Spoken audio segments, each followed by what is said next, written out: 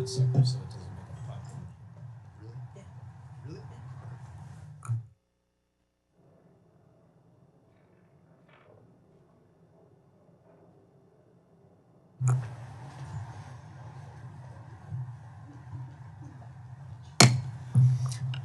Good morning.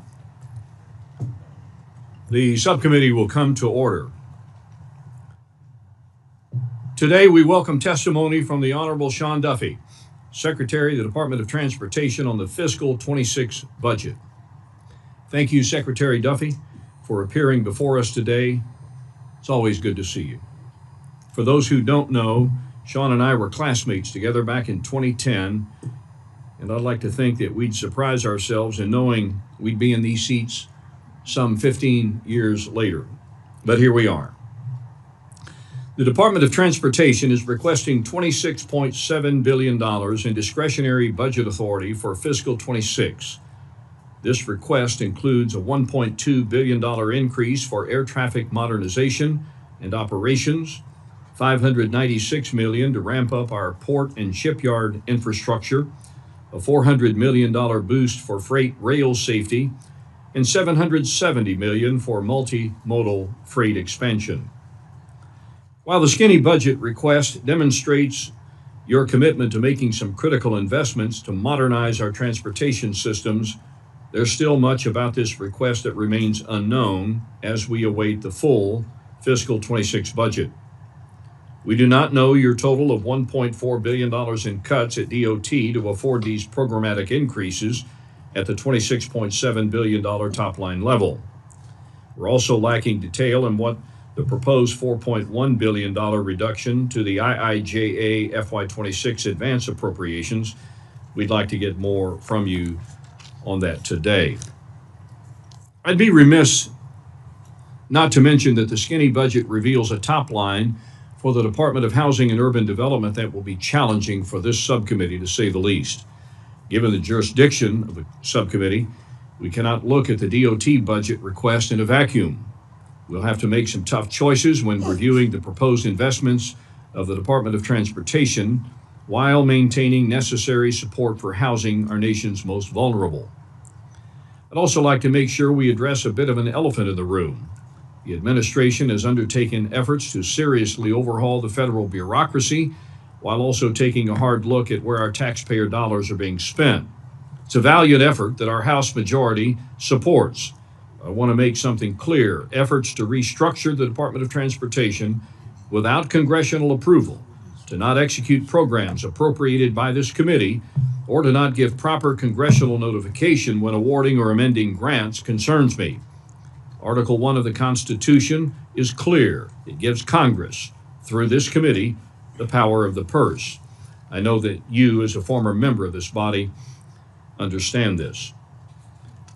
We want to have a partnership with you to ensure we're providing DOT with necessary resources. It's a reciprocal relationship. We provide what you need, you get us what we need. Maintaining open lines of communication between this committee and your staff is essential for us to execute on our shared mission of maintaining our world-class transportation system.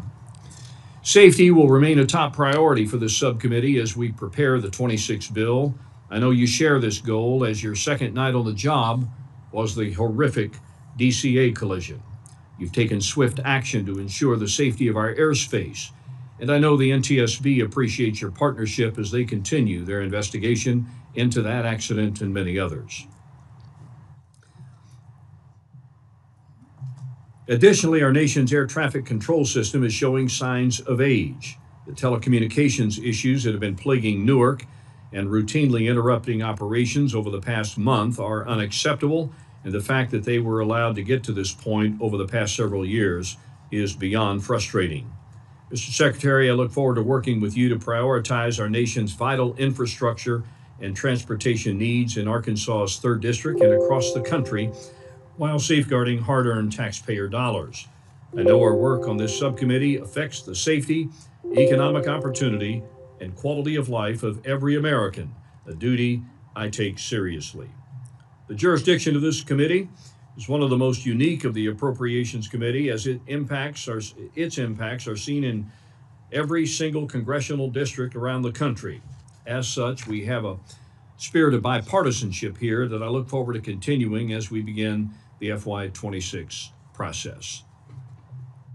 And it's in that spirit of bipartisanship that I'd now like to recognize my dear friend and the ranking member from South Carolina, Mr. Clyburn, for any opening remarks he'd like to make. Thank you very much, Mr. Chairman. I'm pleased to be here today as we begin to assess the budget request for fiscal year 2026. I too want to welcome Secretary Duffy to his first official hearing before the subcommittee. Welcome. Today, we will examine the Department of Transportation's budget, which I expect will cover current year operations and the proposed use of funds included in the so-called skinny budget for 2026. DOT's primary mission is to invest in solutions that improve transportation safety. This includes safer transportation in our skies, on our rails, in our ports, and over and under our bridges, among other modes of transportation.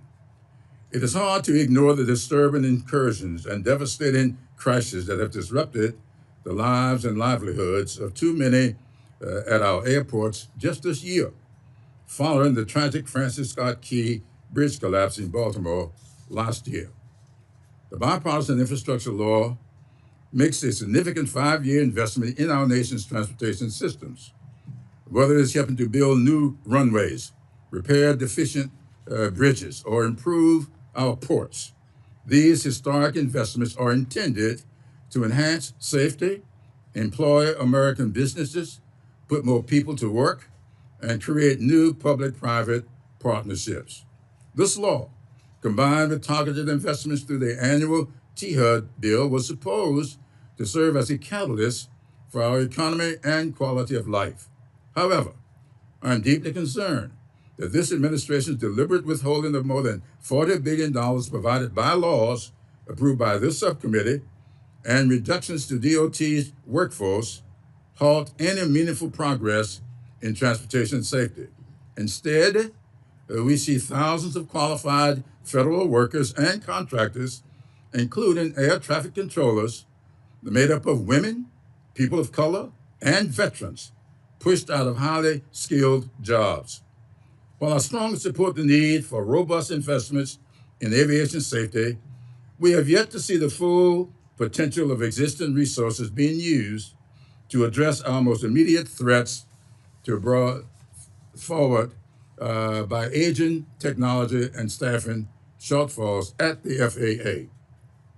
Last week's air traffic control modernization plan released by the administration is a great start, but it ignores the realities of cuts to FAA staff, fair competition, and overall costs, and most importantly, how we pay for it.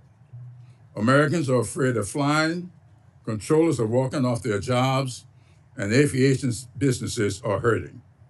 This plan seems to ignore the realities of the FAA, losing more than 2,000 employees this year, and assumes project timelines not yet defined by costs, access to materials, or feasibility. But we need to know that it is backed by action and by an administration that will deploy congressionally directed funding for America's transportation in an expeditious manner, consistent with congressional intent. Mr. Secretary, I would be derelict in my duties to my constituents and children were I not to address the significant issue you raised in your submitted statement. During World War II, the DEI program that created the Tuskegee Airmen, who because of existing laws were all Black, was not a waste of money. They made the skies safer for those all-white fighter pilots they escorted, and we won that war. The DEI program that created the women of the 6888, who because of existing laws were all Black, was not a waste of money. And they made the war experiences more palatable for those all-white fighting units that they efficiently and effectively supported during World War II. Both these groups were awarded the Congressional Gold Medal by this body for their service to this country. Mr. Chairman, in 2 weeks, I will be hosting several of our colleagues during Memorial Day weekend down in Charleston, South Carolina, where that sacred holiday was first celebrated back in 1865 by the all-black 54th and 55th Massachusetts Regiment, who were commanded by Colonel Robert Gould Shaw and Colonel Charles Fox, both of whom were white because of existing law. Mr. Secretary, I believe this subcommittee can work in a bipartisan fashion to deliver safer transportation networks for the American people, and I look forward to hearing from you about how we can best serve America's resources and talents to build a safer and more secure country. And I yield back. Thank you, Mr. Clyburn. Before I recognize the chairman of the full committee, let me acknowledge the presence here in this hearing room of the parents of First Officer of Flight 5342, Sam Lilly. Tim and Sherry, we share our deepest condolences for your loss. I want to thank you for being here. Sam's legacy lives on in your efforts here in advocating for safer skies. Please know this work is not in vain. We hear you, and we will make sure to do right by you and your son in our work to invest in our aviation system. We welcome you to the proceedings here this morning. And now the full committee chairman of the House Appropriations Committee, my good friend from the great state of Oklahoma, Mr. Cole. Thank you very much, Mr. Chairman. Before I begin my formal remarks, I want to associate myself with your remarks about our guests here, and we want to thank you very much. We share your grief and your loss, terrible situation. We appreciate you turning it to such a positive message and advocacy to try and make the sky safer. I know Tim would have been enormously proud of what you're doing right now. So thank you again for being here. It's an honor to have you in this committee room with all the rest of us.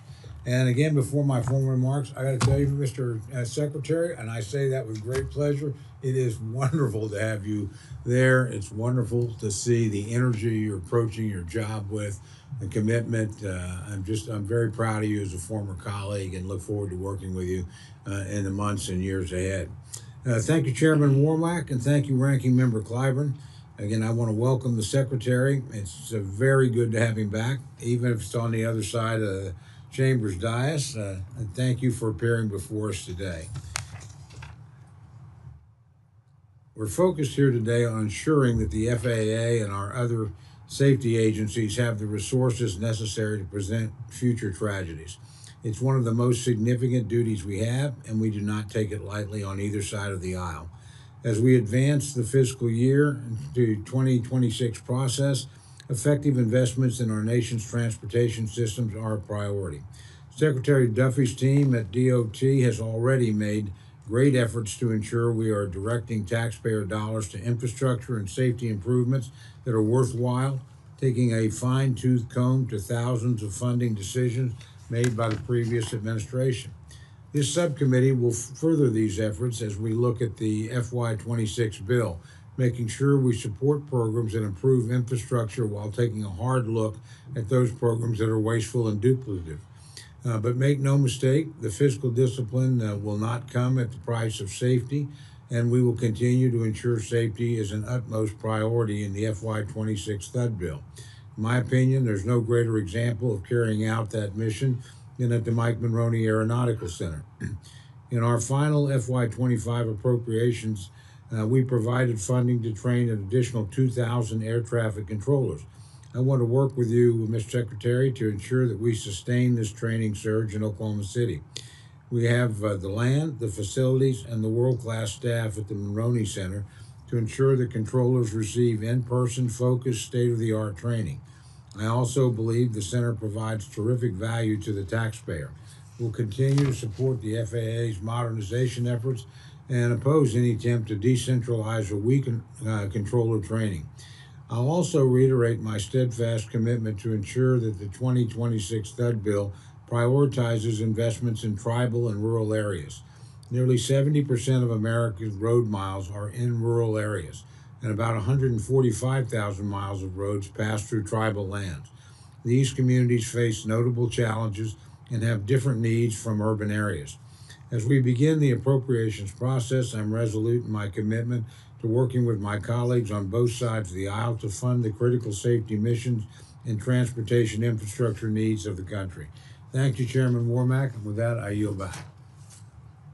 Thank you, Mr. Cole. The ranking member of the full committee will probably participate at some point in time today. We do have other hearings going on. I don't think that she is wishing to give an opening statement, but we'll inject her into the Q&A when she arrives. And with that, Mr. Secretary, welcome once again to the subcommittee. We're going to accept your written testimony for the record, and we'll yield the floor to you. Thank you. Chairman Womack, Ranking Member Clyburn, Chairman Cole, thank you all for inviting me to this subcommittee, as well as all the subcommittee members. I think it's been about 6 years since I've been back to the House. It's a pleasure to see you all. I'm not sure if there was some plan to bring the greatest voices of the House together in Womack and Clyburn, but you guys, great voices. It was made for media, I think. My aim over the course of this hearing is to provide you with a sense of how building big, beautiful infrastructure is a top priority of President Trump's priorities, and how we can all work together in a bipartisan effort to make that a reality. The infrastructure that connects our people, our states, moves our products, is a priority of the president. Our department over the course of the last 100 days have saved taxpayers roughly $9.5 billion.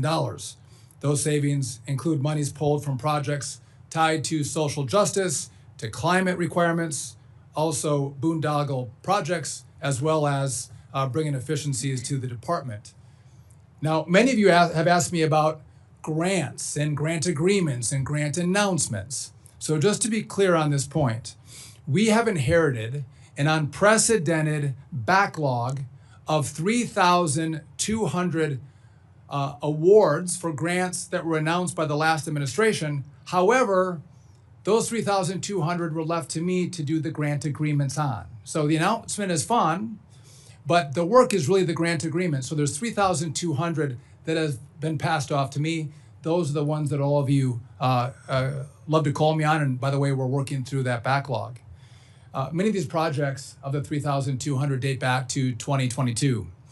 The last administration, they were unorganized, they were unfocused, as projects around the country were stalled by inaction and inefficiencies. No one is more frustrated with the inefficiencies of this process than I am. Currently, there are 10 to 14 different systems to track the status of grants across the Department of Transportation. There's not one system, there's 10 to 14 systems that are used to track grants. I'm committed to consolidating all of this information into one dashboard so grantees can see how money is being spent. All of you can see the progress of grants. I want to bring you that transparency, but that's also consolidating the system in which the DOT uses to provide that information to all of you and to the American people. I promise to ensure that transparency as we move through this process. The Department of Transportation is one of the few non-defense federal agencies to receive an increase in funding under President Trump's fiscal year 26 budget. The reason is simple. The president, he's a builder. He loves to build, and he wants to build at DOT. Our budget carefully focuses taxpayer resources on items critical to our most fundamental mission of safety and investing in transportation infrastructure. We have pushed forward with the approval of 405 grants totaling $4.9 billion in the president's 100-plus days in office.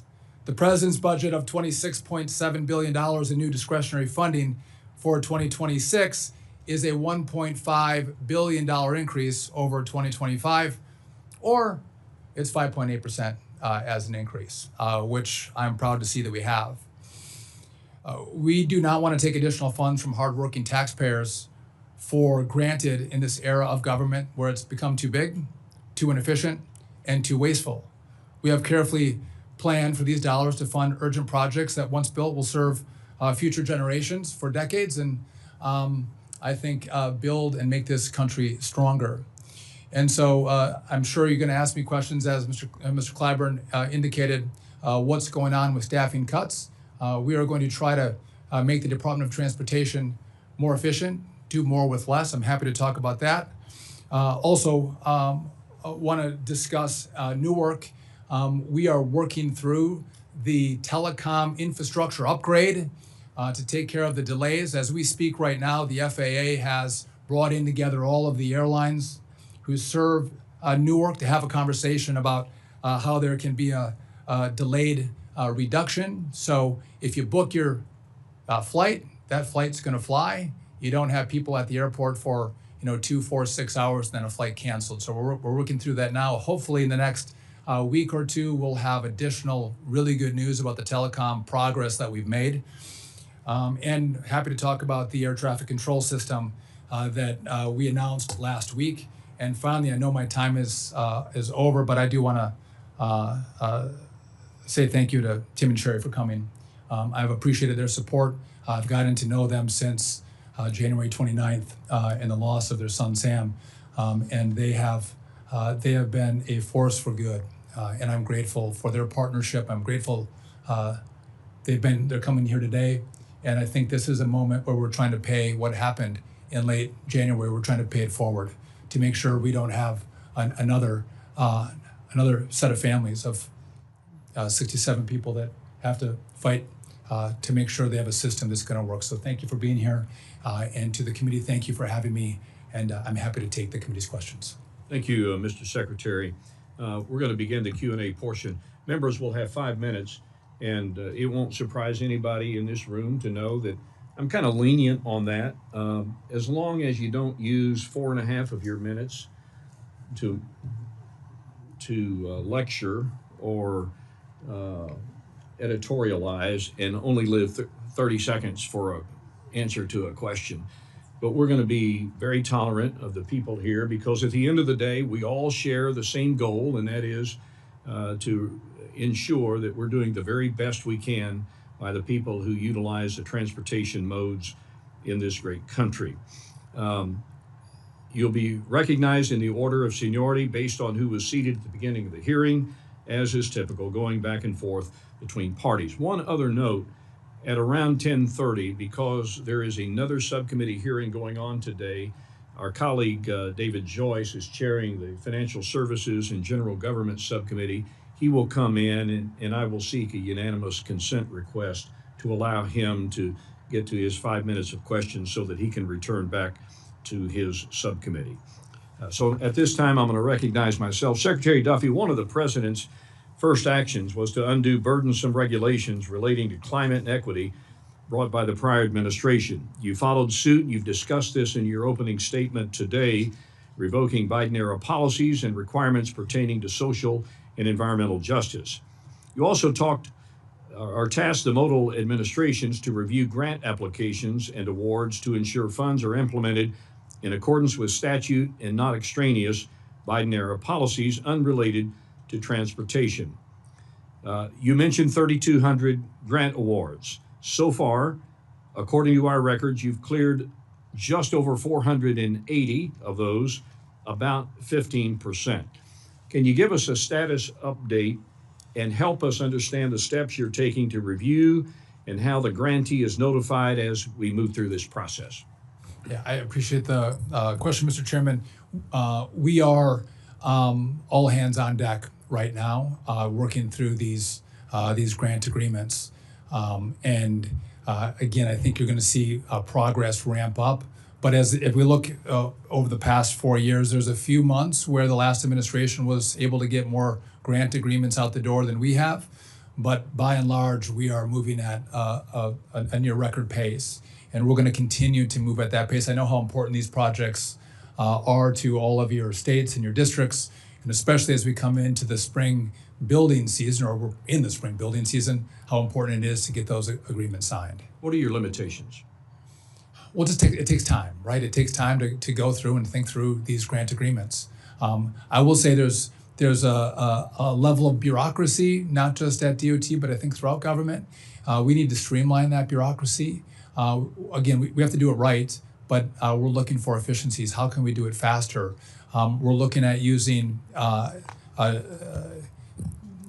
AI tools as well as other technological tools that we could deploy that could help us move faster on these grant agreements. We're in that exploration phase right now.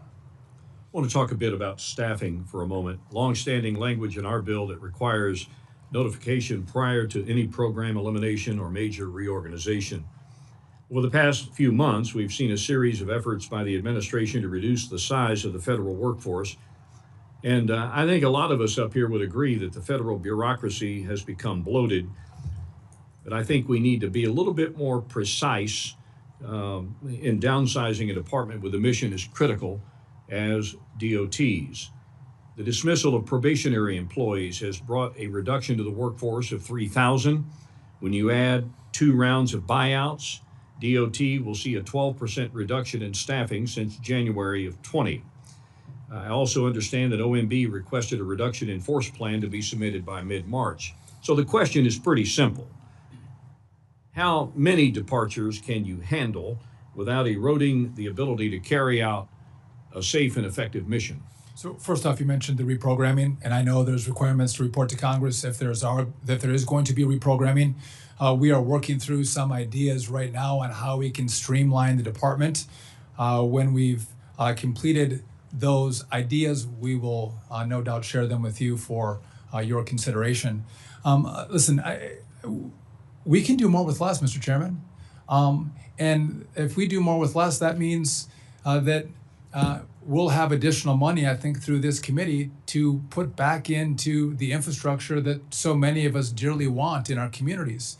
And so the DRP is maybe not it's not a scalpel. People are willing to take an opportunity to retire, to resign. We should take them up on that. And if we have shortfalls, I am mission driven. The president loves this department, loves the work that we do. You all care about the work that we do. If I have to hire people back in, I'll do that to make sure we can do the work. But if I have people who don't want to be there, that want to take the offer, well, let's get some people in who are hungry to do the work. That's what I'm looking for. And so we're gonna make it work. It's not a scalpel, but it's an opportunity for us to reduce the force, get the work done, and save the American people money. I thank the gentleman. Mr. Clyburn. Thank you very much, Mr. Chairman. I noticed, Mr. Secretary, I made reference in my opening statement to your submitted statement where the term DEI was used. In your oral statement, you used the term social justice, which is fine with me. I would call your attention to the fact, however, that also raises an issue with me. We know what social justice has meant in this country. I'm a native of South Carolina. My parents, grandparents, all South Carolinians, where the Civil War began, where enslavement in this country really became the #1 economy that made South Carolina the biggest economy in the country, all because of enslavement. Now, we have done some things in this country to overcome all of that. And one of the things we've done is to make special investments. My late wife, to whom I was married for 58 years, had to walk 2.5 miles to school every morning, right past the white school where the white kids had buses. That was social injustice. And this country has made a big investment to get beyond that. And now all of a sudden we see this as wasteful government spending. I don't think so. I think this is wise investment in a country that has challenges that we need all people involved in. And in the Department of Transportation, where I spend a lot of my time here in the Congress, we've had some rules and regulations about how to build highways, where to build highways, where to put those bridges. And we have done some things to stop that injustice. That's not wasteful spending. And so I would like to know exactly when you make these decisions, what kind of decision making goes into the fact that if I raise the issue that this bridge or this highway is busting up a neighborhood, putting the children on one side of the highway and the schools on the other side of the highway. I'm not telling you what I think, I'm telling you what happened in my neighborhood. These are social injustices that I think we as a government have got a responsibility to make sure that does not happen going forward. So I love builders. I'm a bridge builder myself, not trying to get from one side of the lake to the other, but a bridge builder to the future for my children and grandchildren. And I think social justice is an area that we need to pay attention to. And I would like to know, how do you make decisions about that? So, Mr. Clyburn, Congressman, I'm well aware of your history, and I think America should be proud of your history and all that you've done. I'm talking about something very specific in regard to DOT. Okay, I'm not talking about the broader political conversation. So there were requirements in the last administration, like a racial equity impact analysis has been completed for the project, or the recipient or a project partner has adopted an equity and inclusion program plan, or has otherwise instituted equity-focused policies related to project procurement, material sourcing, construction, inspection, hiring, or other activities. And so what I see with the climate and the social justice requirements in the projects that you so dearly want built, that it's adding costs on. It's costing more money. And if we take out 5 to 10% on climate or social justice, that's money we don't have for additional projects. And that's my concern. And then the final point is the Supreme Court in the Harvard decision said we are not going to divide people and make decisions based on race or sex. We're going to make it based on the people and in Harvard, the quality of their applications to the school. And so here, these were specific instances where the costs were going up. And I don't know that this was adding to the safety or the quality of the project. Well, I would ask you to have your staff look at the Adirondack decision that deals with this issue. And the Adirondack decision has not been overturned by the courts. And I maintain that a lot of what we're doing at the Department of Administration today is in violation of the Adirondack decision. I'll get back. Chair seeks unanimous consent to recognize Mr. Joyce out of order since he has some other duties he needs to fulfill. Hearing no objection, Mr. Joyce, you're recognized for 5 minutes. Thank you very much, Mr. Chairman, and welcome, Secretary Duffy. Mr. Joyce. Mr. Secretary, in FY19, the Department of Transportation launched a port infrastructure development program to increase port capacity and resiliency while modernizing an aging port infrastructure. Since then, the department has distributed more than $2 billion to port authorities, tribal, state, and local governments and private companies. While 70% of these funds went to the West Coast and East Coast ports last year, only 2% of these funds were awarded to the Great Lakes ports. I'm concerned that under the previous administration, these funds were not being distributed fairly across all regions.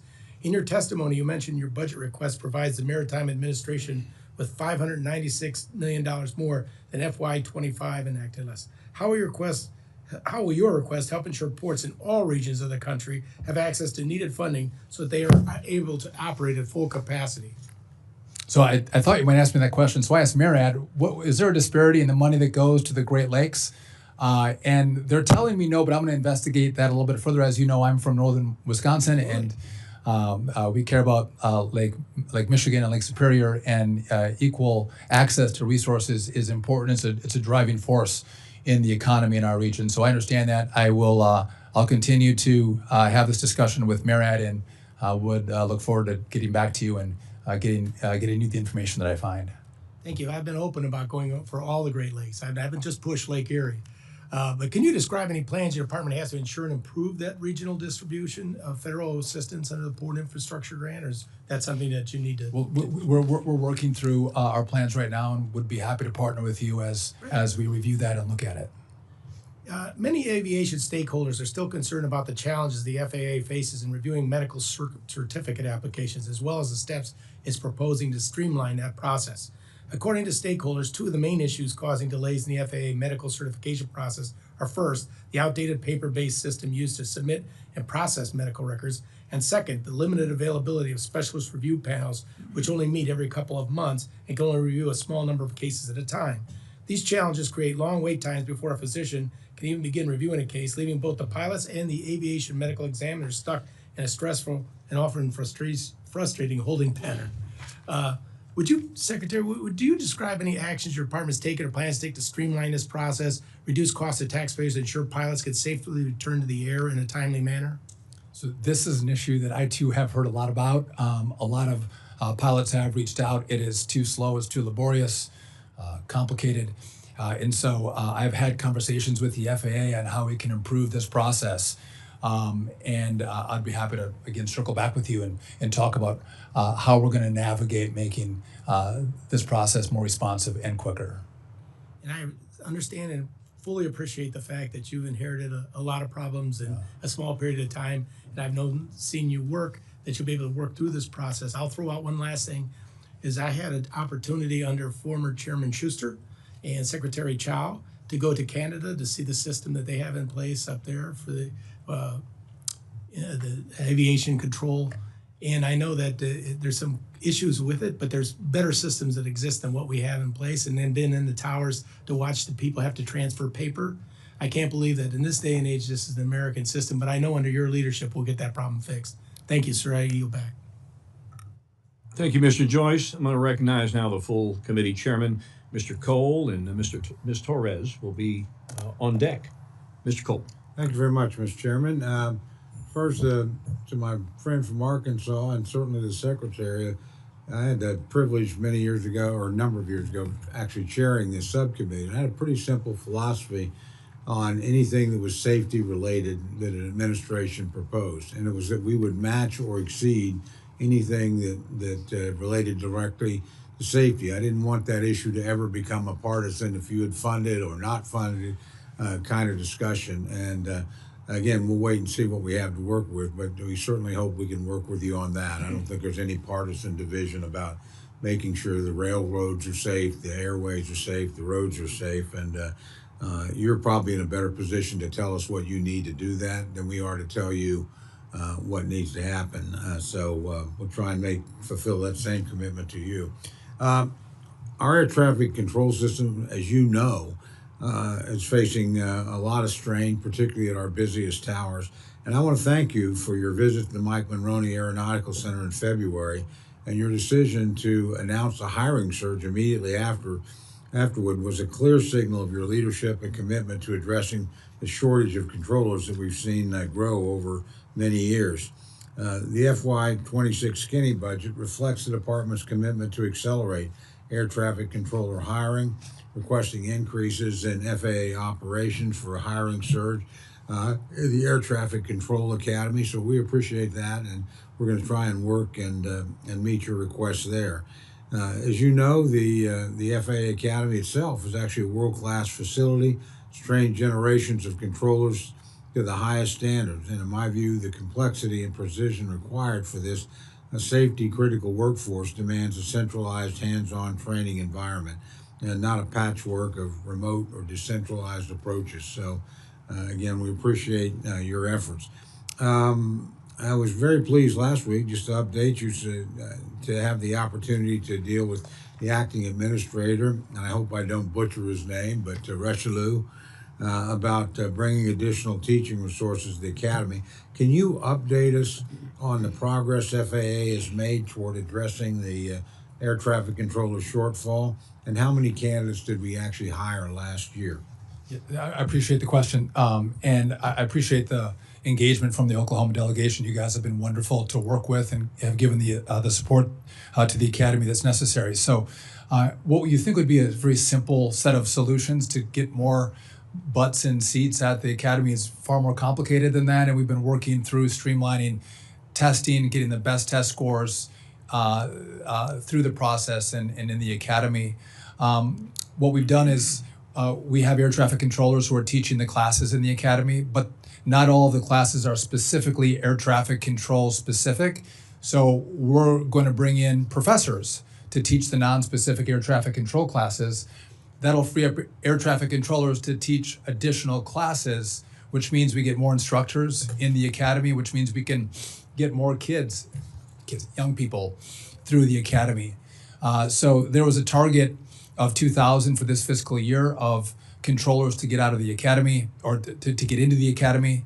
That was not going to be met, but after this supercharge announcement that we made, I think we're going to hit the 2,000. One of the problems that we have, as you know, Congressman, is there's a 35% washout rate at the academy. When I was there, some of the young people said, if you could just give us some help, if there's some tutors that could assist us with just a little extra help we may need, a lot of these washout students in the academy are actually going to make it. They're going to be good controllers, but just give us some extra support.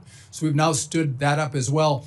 If we could get the washout rate from 35% to 25%, we're starting to talk, real numbers, another couple hundred a year. So my hope is we're gonna get above 1,200 this year, with next year hopefully getting 2,200, 2,300 into the academy. And then we've offered a bonus to controllers who are actually experienced. They can retire after 25 years. And so to get them to stay on with that experience, we've offered to pay them a 20% upfront bonus to their salaries if they'll stay. And for every year they'll stay, we're going to give them 20% of their bonus up front. Again, you got to pay people to stick around, and we're in an emergency situation. And I think we're going to see a lot of controllers take us up on that. I would say I know a lot of them are looking at their retirements that the Congress is talking about right now that could force some of them out rather than stay because they're looking at long-term funding. I know that that's come up with the controllers, but that's the work of the Congress, but just full transparency on what they're considering, Congressman. Well, we're going to have time for a second round. There's some other issues, but I want to commend you on the efforts you've already taken. I think it's exactly the right approach. We've done this in the military before to make sure we didn't lose recruits. We helped them get to where they wanted to go. I think you're absolutely on the right track on that, and I appreciate you raising retirement issues. Some of us are having very direct talks with our own leadership about that, and we could lose some very valuable people. You're talking about the ones here. I can give you a whole list of valuable technicians at Tinker Air Force Base and places like that you can't change the rules in the middle of the game. You've made some commitments. You need to follow through on those commitments, and we'll see where we end up at the end of this process. But again, thank you for your service. Mr. Chairman, I yield back. I wouldn't object if there's not a second round. I'll be okay with that if you guys don't. Mr. Reyes. Thank you, Chairman and Secretary Duffy. Welcome to the committee, and I look forward to welcoming you in the Inland Empire sometime in the fall. I want to give you a little background on the district that I represent, California's 35th Congressional District. We refer to it as the Inland Empire. Infrastructure is our lifeline. Our region is a logistics hub where trucks, trains, and airplanes deliver goods to massive warehouses. The bipartisan infrastructure law and this committee's appropriations gave my constituents hope, investing in public transit, safety, and more reliable transportation network.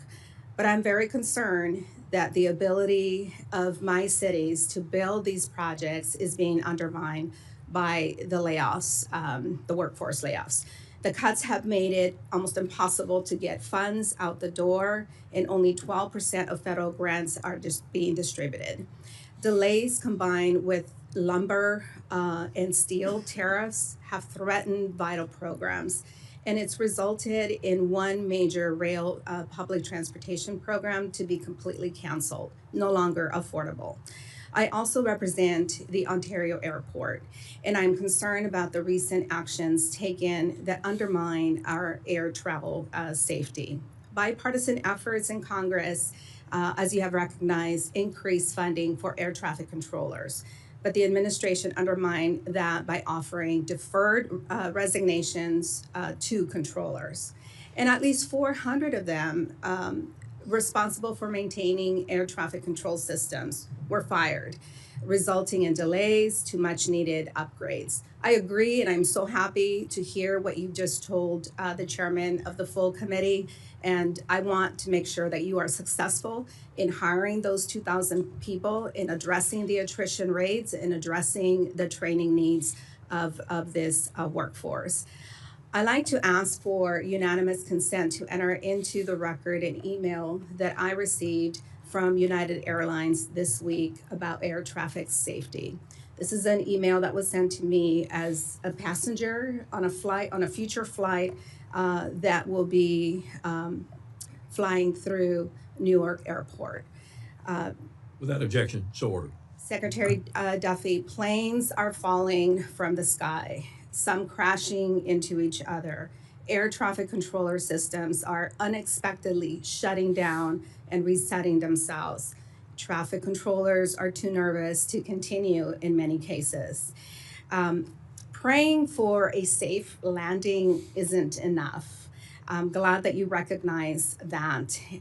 The flying public, though, needs to hear more reassurances that you and the department and all of us working together are doing everything in our power to ensure that no more lives will be put at risk, and that we can continue to fly safely and be delivered to our destination in a safe manner.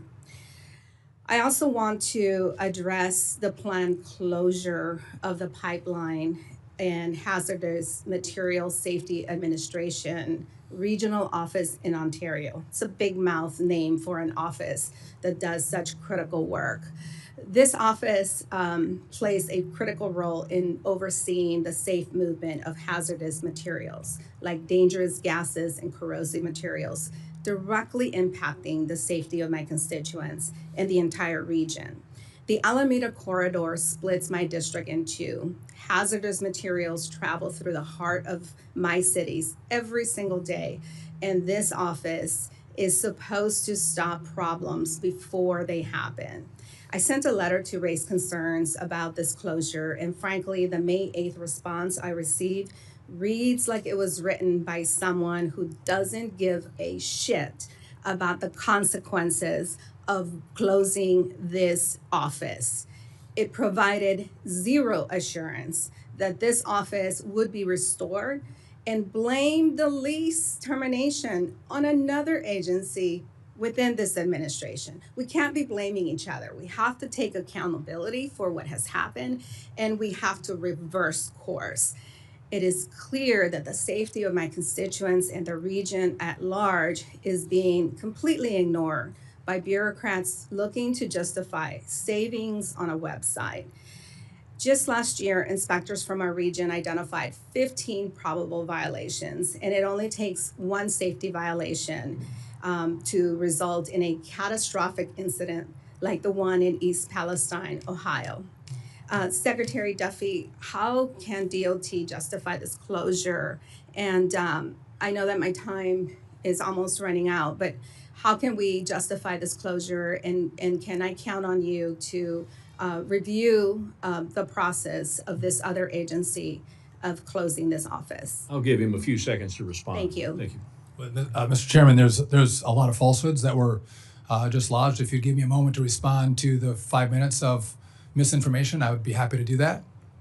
So we have not fired, haven't let any one air traffic controller go. You said that we let 400 go. No one in air traffic control has been allowed to take a deferred resignation offer. We have preserved all of our safety critical mission positions, including air traffic controllers. Not one has been allowed to retire by any of the programs that we've offered. Not one, not 400, zero. We're in this situation because the last administration didn't see to take initiative on the 3,000 controllers short that we were. Under COVID, they didn't stand up the school fast enough to get more kids through Oklahoma so we would have more controllers in the airspace today. The infrastructure didn't rot in the last 100 days. We didn't have 3,000 controller shortages in the last 100 days. There was 4 years that came before. where nothing was done. And watchdog groups have warned the DOT that the infrastructure was failing, and nothing was done. So we're going to do something about it. We're going to try to fix it. By the way, if I could just talk about grants, Mr. Chairman, can I say one grace moment to be 30 seconds? So between Obama and 2,000 positions were Right. funded Let the in the last gentleman- let the gentleman administration. respond. So don't say nothing was done. between Obama and Trump, election day and inauguration day, in that time frame, Obama announced 50 grants in that time frame. Between Trump and Biden, the Trump administration announced between election day and inauguration day 100 grants. This time, between Biden and Trump, Pete Buttigieg announced 1,000 grants, a massive increase. And you all say, where are my grant agreements? So they announce all these grants, and I have to do the work, and I'm going to do the work, but offer some grace to the DOT. There's 3,200 backlogs here. We're going to work through it. I want to get you your money, but to blame it on us, I think is rich. Thank you, Mr. Secretary. And once again to my colleagues, as I said in announcing the Q&A, if you're going to spend most of your time editorializing, giving your opinion, that's okay. It's your time. But don't ask the committee to be terribly lenient if you're going to do that, and then expect a response from the Secretary. Mr. Rogers. Thank you, Mr. Chairman. Mr. Secretary, welcome home. You've Thank had you. a distinguished record of service in this body. And so one of us has done good, and it's you. Thank you for serving in this capacity. We predict that your record will be enhanced even more in this job than in your previous one. Let me ask you about rural highways, roadways. Yeah. 20% of Americans live in rural areas, but they account for 43% of all deaths from 2017 to 21. Over 83,000 fatalities. Investments in rural highways are critical to improve safety, accessibility, and economic growth. What are your plans for, especially for the rural road system in the country? Mr. Chairman, I appreciate the question. We have 40+ thousand deaths a year on our roads. It's way too many. And I think in rural America, where I'm from, sometimes those roads get really long and people cannot pay attention. That could be a problem. There's some who may become tired on those trips. But I do think some of the technology that comes on board right now that can warn people when they're tired, I do think autonomous technology is going to enhance the safety of everyone on our roads. And we haven't really seen substantial movements in the numbers of death over the course of the last decade. And I think this technology truly will save lives and prohibit families from going through the pain of losing a loved one. But again, this is a problem that the department has grappled with, and I do think the answer is going to come through technology. And the same language applies to airports, rural airports. What do you see for their future, given the fact that the proposal is to zero out the EAS system for rural America? So first off, I had ES airports in my district. Understand the importance of essential air service for rural America. I don't know how many on the committee have a EAS airport, but I know a lot of people in this body and in the body across the Capitol do as well.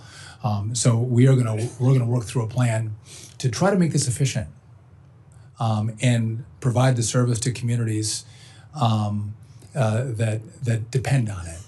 And I'll partner with this committee, bipartisan, as we work through that and navigate service, but doing it more cost effectively. I hope I'm able to make that happen, and I'll partner with you in that process. Thank you, Mr. Chairman. Thank you. Yield back. Mr. Quigley. Thank you. Mr. Secretary, I appreciate what the chairman is saying, and I think he'll tell you that he and I have a very solid history of bipartisan, pragmatic ways of trying to get things done. So I want you to know this is pragmatic. If it rolls, floats, or flies, it comes through Chicago. This is too important. O'Hare, Lake Michigan, 1 in 4 freight trains goes through Chicago. So the criteria we talk about with these grants, population, existing infrastructure, age and quality, economic activity, traffic volume, that's all I want to talk about. Great. So we can appreciate a little concern I'd had just from a pragmatic point of view. Putting aside personal feelings, quote, give preference to communities with marriage and birth rates higher than the national average. I'm just not sure what the heck that has to do with the pragmatic issues we're trying to solve very quickly. Numerous studies, Urban Institute analysis, census tracts with higher marriage and birth rates have more households with access to a car. They also feature a much higher share of residents who commute to Kurt while driving alone, who also a lower share of people who walk, bike, or take transit.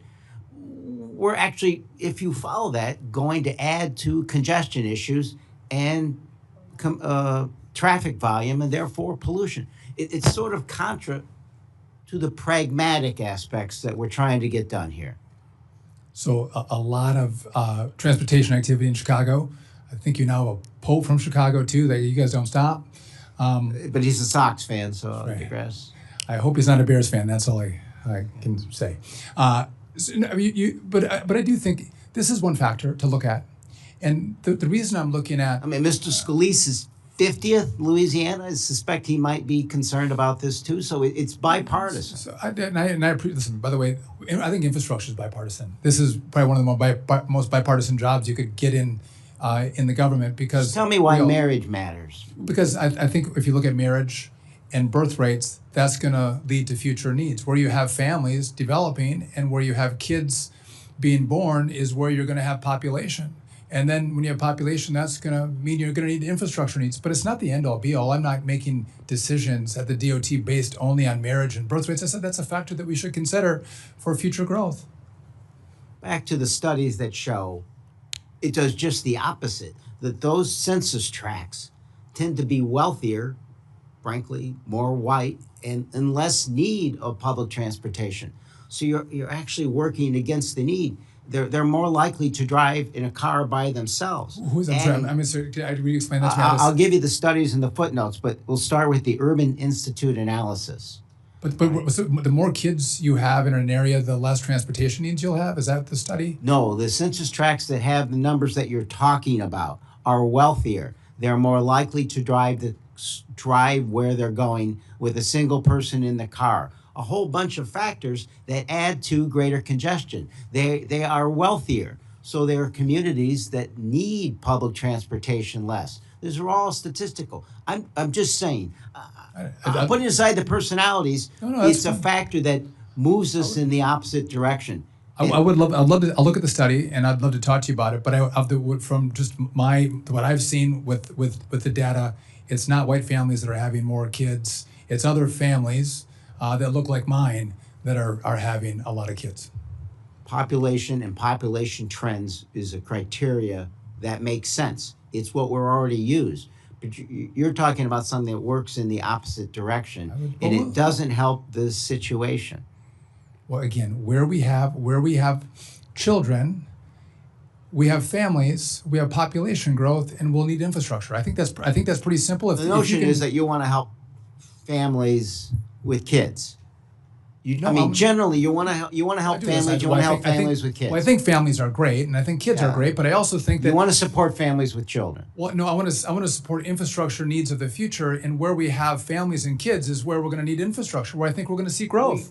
I think that's fair to say. But what you're going to have with more kids, and you're going to have poorer census tracts, they're going to need more public transportation. This is going to skew us toward highway projects, road projects, and fewer projects for mass transit. That's just statistically true. If we need more freight to bring in more goods, more diapers into these communities, we can talk about that. If we need to, I'm sure we will. Transportation in these areas where we're having more kids, we should talk about that as well. This was not one-off highways.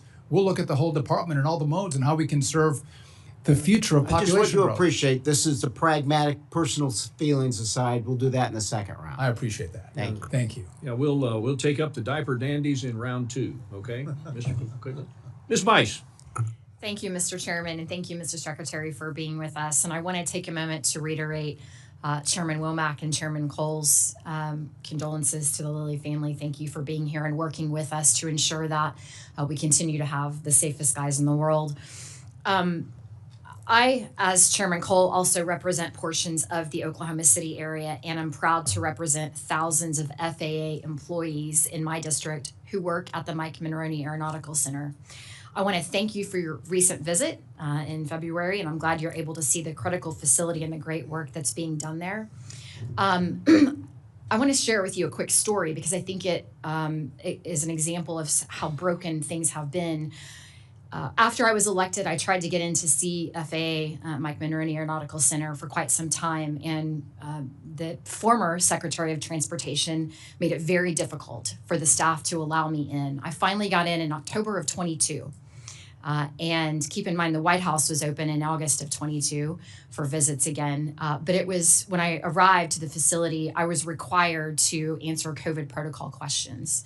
Secretary Buttigieg still had these protocols for certain facilities in place, and it was pretty shocking to have to answer those questions. So it's refreshing to have someone come in and focus on the mission and actually what needs to be done to improve the safety of our skies. The FAA workforce in Oklahoma is crucial, and the Academy is a national asset that prepares our air traffic controllers for the rigors of a very difficult job. Mr. Secretary, as you know, the Academy relies on timely medical and security screenings as well as capacity in field training facilities to move candidates through that pipeline in a timely fashion. I have a particular concern with the lengthy delays of the medical screening process and the field training, but I was excited on your recent actions to address the factors as part of the Supercharge initiative. And I'd like you to talk a little bit more about that and how we can move these folks through the pipeline faster. I appreciate the question. Yeah. So, and by the way, if you all haven't been to the Academy, it is amazing. You should all go. It's really remarkable how we train up air traffic controllers. But yeah, we were having this issue where it was taking up to a year and a half once you apply to become a controller to actually get a spot in the Academy. And the issue with that is if you're 25 years old and you're waiting a year and a half, you're going to go find a different job. You can't wait for a potential seat at the Academy. And so one of the holdups was the medical exams. And so we've worked with our doctors, which by the way, it seems like it would be easier than it actually was. We've incentivized them with additional pay to take our applicants earlier, so we get our appointments scheduled faster. And then it was taking, months to get the reports back. And so we're going to give them a bonus to get those reports back to us in 2 weeks. And sometimes this comes down to money. By the way, we have that in the current, we're moving dollars around at the FAA that you've given us the grace to do, but we're moving dollars around to pay for it with the existing money that the FAA has. But again, that is allowing us to get these students who take the test, get the medical, do the background check, and we're taking those top scores and putting them into the Academy first. So it's moving faster, which is merit-based, which is incredibly important because that hasn't been the case in the past, correct? Yes, right. So if you get a 98 on your test, we're going to put you in before someone who got an 82. Like, I just think that makes sense. And the opportunity to not have that student wash out is way better. So I think because the washout rate becomes a real issue, and the best qualified students will give us a lower washout rate. But so thank you for recognizing the hard work it took to try to figure this out. Well, I appreciate the focus on that. And I do want to touch on technology, but I also want to make one quick note. You mentioned in your testimony grants and the number of grant programs that and processes that you're having to deal with. And that's a focus for me because it's obvious to me if it's happening at your agency, it's happening across government. And so many grants are being duplicated in many ways to the same entities. So I want to work with you to streamline that in any way that we can. Last, I just want to quickly ask you to touch on the technology upgrades. You had a great visual when you did your press conference showing floppy disks I'm of the age that I know what a floppy disk is, but my 24-year-old does not. What are we going to do to invest in technology to get our air traffic infrastructure up to really snuff up to the 21st century quickly? Yeah, I appreciate the question. We have a whole problem, and if you look at the infrastructure around air traffic control, I don't think there's anything there to save. If there's some scraps you could offer a junkyard, that's possible. But really, this is 80s. Our radar is from the 70s. We have a couple new ones from early 80s. I mean, that's how old the stuff is. But if I'm really honest with you, I don't think it's been done because it is really hard. We're going to update the telecom, moving from copper to fiber. By the way, that's really fast. We actually have to slow down the fast speed of fiber to then make the equipment that we use in the facilities make it think it's as slow as copper. Otherwise, because it can't take the high speed, it's so old. And so as we think about how we're going to do that with fiber, slowing it down, and at the same time building the infrastructure inside the TRACONs or the towers or the centers, and also keep planes in the air and doing it safely. It's not going to be an easy task. Newark has to be addressed, and it has to be addressed first. My preference would be that we start at lower volume airports, and we go through that process and learn as we go how we choreograph the build. But again, if we can put a man on the moon, we can actually build this and build it well and truly have the state of the art, best in the world system. My airport manager back home may not like this, but I'm happy to let you experiment on the Oklahoma City Will Rogers International Airport on that project, because I think it's crucial to ensuring safety across the nation moving forward. So with that, Mr. Chairman, I yield. Nice attempt to get to the front of the line. We hear you. Ms. Watson Coleman, welcome. Mr. Chairman, I apologize. I was at the other hearing. Mr. Duffy, good morning to you. I come from New Jersey, so you know I'm going to ask you about the Newark Airport. Yeah. Because it's very frightening what we've been experiencing. And I even know that you diverted your wife from Newark Airport to LaGuardia out of a sense of security. So in general and in specific, that's not true? No. Maybe we're so used to false information coming out and about this administration. It's partially true, but I'll explain that. Okay. I want to know specifically, what are you proposing to do to eliminate those problems that have impacted safety, security, and landing in Newark? Yeah. What are you proposing as it relates to ensuring that the appropriate staffing exists in addition to the issues with infrastructure, and how do you see the time frame taking place? Thank you for the question. So I did, with all the delays at Newark, my wife had to do an event, and she was in the city of New York, and so I moved her from Newark to LaGuardia, not for safety, but because I needed her flight to fly. She had to get there. Now, someone had clipped some audio of that and made it seem like I was talking about safety. I fly out of Newark all the time. My family does. Yeah, so I accept that. Thank you. I appreciate that. You. It was breaking the rounds, and it was not I know where that came from. But so here's what I'm doing. So first, the Newark, Teterboro, and Morristown used to be controlled by N90, which was in New York, right? That had LaGuardia and JFK controlling all that airspace. It was the N90 TRACON. Last summer, the last administration moved the Newark airspace from N90 down to the Philadelphia TRACON. And I think two issues happened. They didn't test and make sure the lines were hardened, the communication was hardened when they did that. And the second is they didn't move the STARS system, which helps interpret the radar, from N90 down to Philadelphia as well. So those are the two problems. There were outages in October and November as well in Newark. So here's what we've done. We had fiber laid at the airports. You can't just deploy it. We want to test it right now. So at the airports, that's being tested today. We're working with Verizon, who have been great partners with us, to get us all fiber going from the airports down to the Philly TRACON, from Newark to Philly.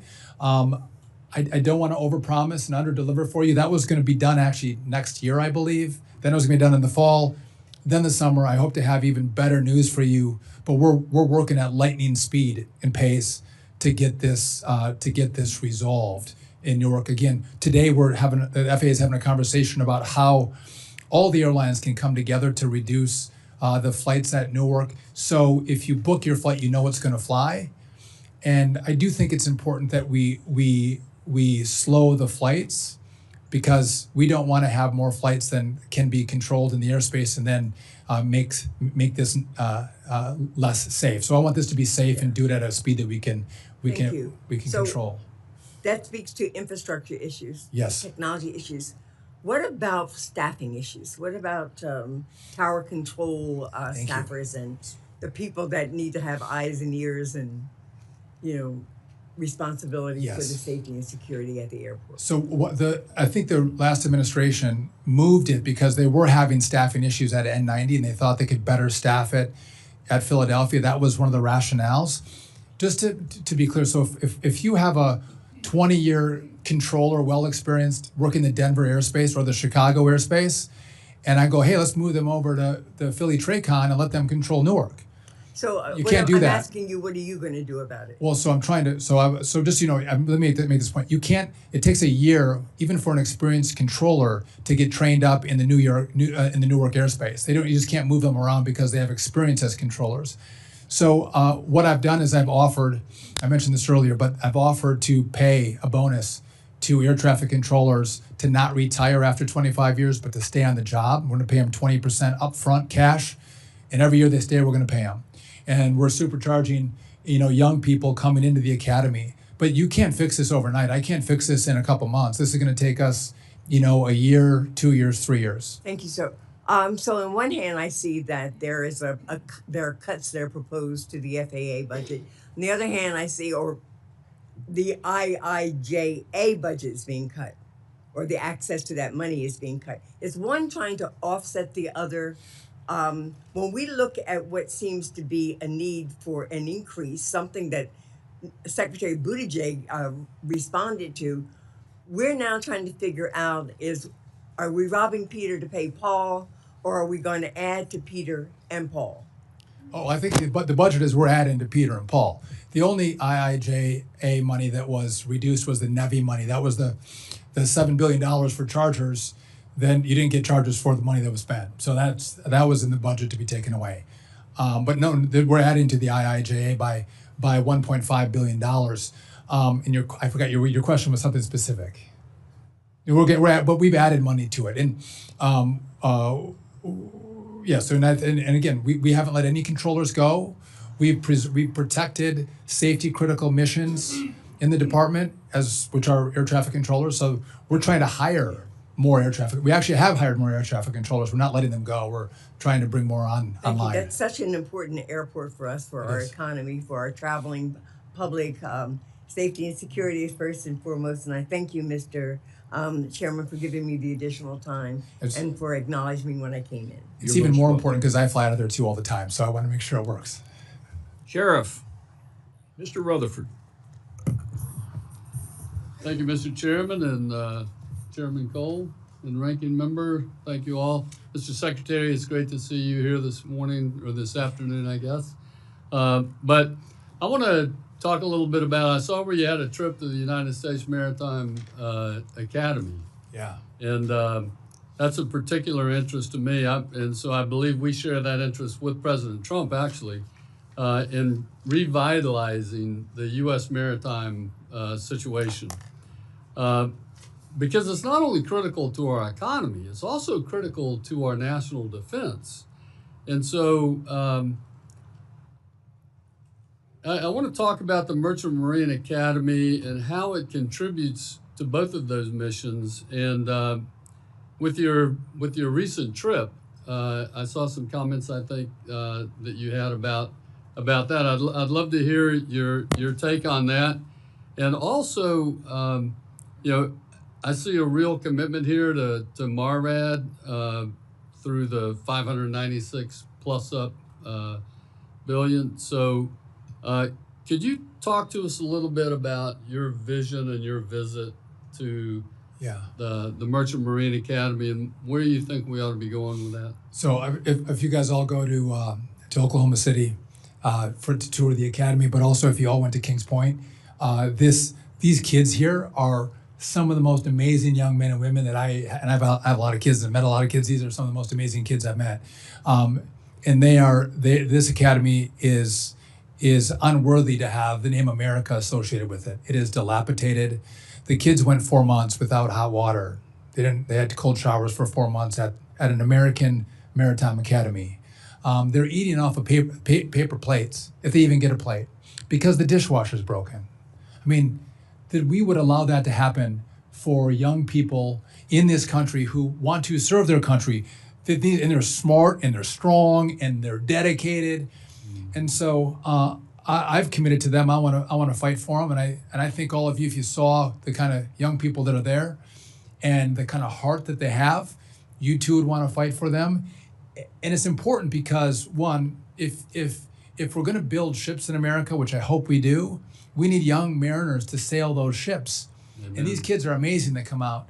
But also, if we have time of conflict, they're the mariners that support the military, moving goods and actually people as well to support the military. So we need them.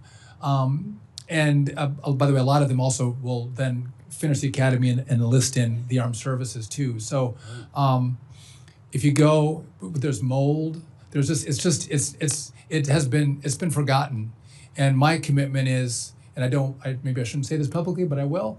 I want to keep the Merchant Marine Academy at DOT. I think we can serve them very well. I think this committee can serve them well. If we can't serve them, I think we should give them up.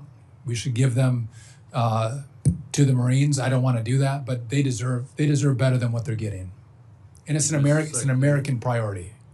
Thank you. I'm really glad to hear that, and I also want to acknowledge the $105 million additional for upgrading some of our shipyards, because we absolutely have to improve on that.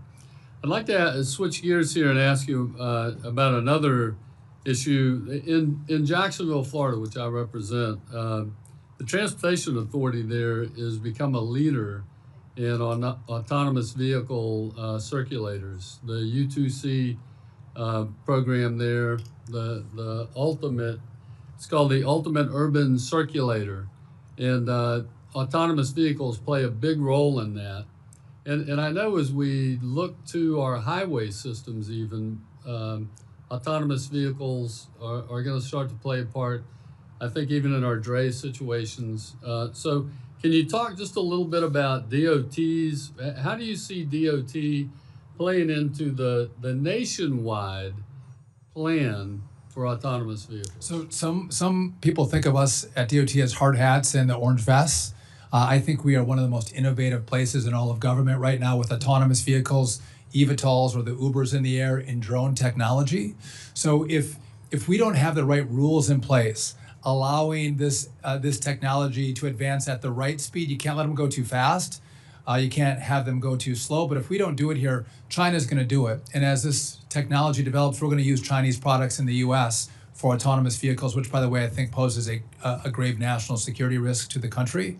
And so we are working to get the right information with those who are making autonomous vehicles, and want to allow them to deploy those vehicles and test those vehicles as the technology advances. And I do think we need one national standard. You can't have 50 states with 50 different standards. We need to let them develop to one standard, and that's what we're doing at DOT. And by the way,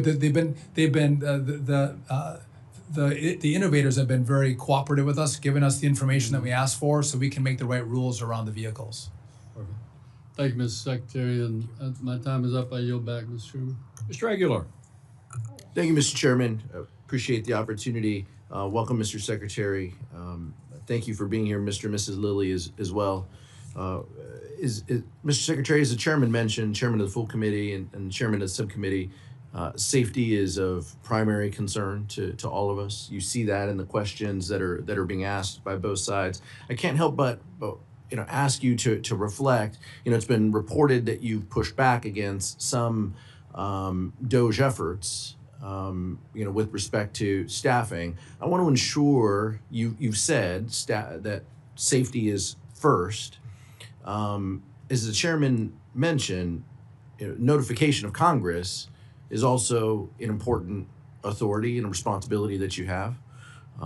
Implementing these grants, I agree it is a time-honored tradition to point the fingers at your predecessor. It's something we do quite often, here up on this dais and in this dome. But the importance of doing all of those jobs, safety, notification, grant awards, is the responsibility of your department. And with fewer people, I hope you can continue to execute those important missions. In January, California experienced horrific wildfires, and the devastation was so huge. It's tough to comprehend. Pictures don't do it justice. In February, the governor of California requested $101 million under the Department of Transportation's Emergency Relief Program to help rebuild federal highways, bridges, and roads. Congress is waiting for the president to request of Congress to pass a disaster supplemental that includes funding for Southern California. It's been months since the wildfires occurred. We haven't seen anything from a formal request of Congress. Do you have any updates on the status of a request, Mr. Secretary? And have you seen some of the damage? Is it a tour that you are open to seeing with your own eyes in Southern California? Yeah, I'm absolutely open to a tour. My son lives in the area and actually had to evacuate with a new baby. I was well aware of it on a personal level, how devastating the fires were. I could get some additional information and circle back with you. I don't have it for you right now, though. Specific to that line item, though, you're confident in the DOT's ability to implement that funding if Congress adds the additional dollars for the emergency relief program. So I'm confident that I'm going to have the staffing levels to accomplish the mission of the department. And again, that's responsive to all of you. That's responsive to a president who wants me to be able to support the builds in America. So yes. Do you know how committed the administration is to executing disaster assistance without preconditions? We wouldn't put preconditions on tornadoes and floods, hurricanes. Yeah. Why would we do it in this case? I haven't had that conversation with the administration. Okay. Thank you. Over the next couple of years, Southern California will also be host to the World Cup in 2026, Super Bowl in 2027, and the Olympics and Paralympic Games in 2028. You yourself have called these America's Games.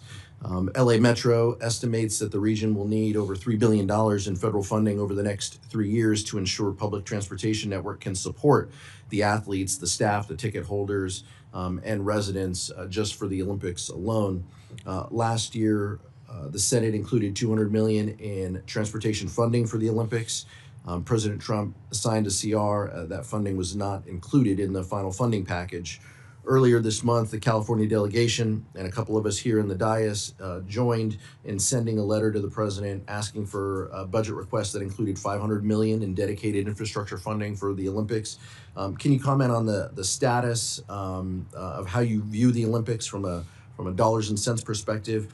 And will you commit to work with the California delegation as we work through FY26 and prepare for the 28 Olympics and these other events? They're going to be great. And so our department is working with the White House. They have a task force for the World Cup as well as for the Olympics. And transportation is a key part of moving people where we have these massive events. And so we are no doubt going to partner with California in your needs and with the administration. And again, you guys have the power of the purse. I would look forward to all of us thinking through what those needs are, because again, this is our presentation to the world. The world's going to come for both the World Cup and the Olympics. And I know the president wants to have a great showing, a seamless showing. And I think we want to invite the world for even for this summer, for the club games, and to have them come in and, by the way, spend a lot of their money would be wonderful, but they have to have a wonderful experience with it. So we're going to support the communities across the country with their transportation And needs. you would support a funding level of around that 500 Oh, I don't know. million for I don't know. FY26? I haven't looked at the funding levels and what's appropriate from the department's perspective, but I want to make sure we have enough resources to make sure it's seamless. And I'd love to work with you if you have some ideas. I mean, I appreciate the comment that it's going to be great, but this body works with funding formulas and tables and real dollars out on the street to implement all the happy talk. So I just Of course, want to make sure we have a skinny budget we were talking about today. So I'm happy to talk to you about it, but that was not on the calendar for today. And so if you want me to look at the numbers, I'll look at them and we can partner up together. yeah, happy to work with you. Thank you, Mr. Secretary. Thank you, Mr. Chairman. You bet, Pete. Mr. Gonzalez. Thank you, Chairman. Thank you, Mr. Secretary. Welcome back to the House. Your testimony has been a breath of fresh air. I think one of the things that the last administration failed to do, the secret sauce, was transparency. That's all the American people want. Good, bad, ugly, just give us the truth. I want to start, I'm an optimistic person. I want to start with the future. And in my eyes, the future is commercial space travel. And I view the world, sometimes the answer is not more money. Sometimes the answer is the government getting out of the way and allowing industries to just take hold. And so in particular, SpaceX has launched successfully nearly 500 rockets. This isn't a what if, we're already there. And so my question is, what can DOT do in particular to ensure that the United States of America is the leader and the winner in this commercial space battle, if you will? Yeah, that's a great question. I know the FAA had thought through, this was in the last administration, but to think through how they could streamline the process for permits with space travel. And I've just met with a very prominent company, not SpaceX, but a different one. And they're like, it got worse. It didn't get better. And so we have to make sure we need to have a permitting process. We need to have rules and regulations in place. But it has become so complicated and so redundant, and different agencies making these companies do the same thing over again, taking years as opposed to a couple months, is a huge problem. So this meeting that took place yesterday, I've tasked the FAA to go back and look at how we're going through the permitting process and the approval process. Because again, we are leading right now. You look at SpaceX and Blue Origin and others. We're leading, but we want to make sure we stay in the lead, and you can't have government getting in the way of needlessly in the way of this advancement. I'd welcome hosting you in Texas. Blue Origin is in my district. We're literally launching rockets from West Texas and South Texas as well. Once again, I think this is an area that's worth talking about. I'm a retired, professional cryptologist. When you have big problems, oftentimes the answer is look towards technology. It's an equalizer. I want to bring it back to kind of home base a little bit, and I want to piggyback off of what Chairman Rogers said earlier about rural infrastructure. One of my counties, Reeves County, produces more natural gas than anywhere else in the country. Okay. And in that area, the infrastructure is just completely worn down. There's a highway from Reeves to Loving County that we call Death Highway. And if you've ever been on that highway, you know why it's Death Highway. I mean, when I'm on there, I'm telling my team, put your phones down, 10 and 2, it's a very scary situation. My question is, what does infrastructure near critical resources like oil and gas industries, we've talked about, energy independence, where does that fall in your priority list?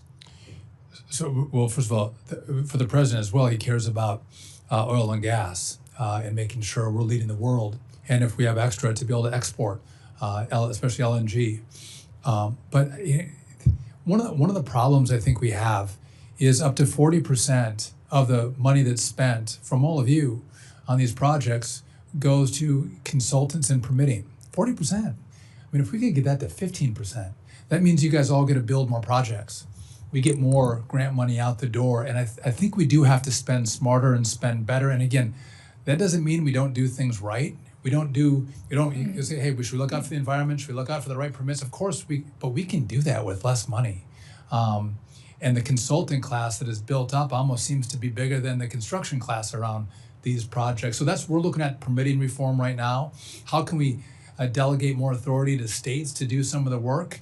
Because we think they can move faster and more efficiently than the federal government. Excellent. I mean, I look forward to working together. I bring that up because oftentimes rural America gets forgotten in this equation. When they produce a lot of these very critical resources. I met with a woman there in Pecos County who her number one ask was, she said, Tony, my son is terrified to start driving. He's 15 years old. It's a reasonable ask to have, our children not be terrified to drive on our highways. So the last thing, and we could take this back, once again, I like to build upon this. I'm almost out of time, but the Del Rio Airport is very important to me. We have not had an airlines in there since 2022. The reason why I mentioned Del Rio, Texas, it's along the border. It's critical infrastructure when you talk about border security, Laughlin Air Force Base. It has a lot of nodes in there. As we look towards that, I look forward to working together on how we can, restart this rural kind of airlines in there.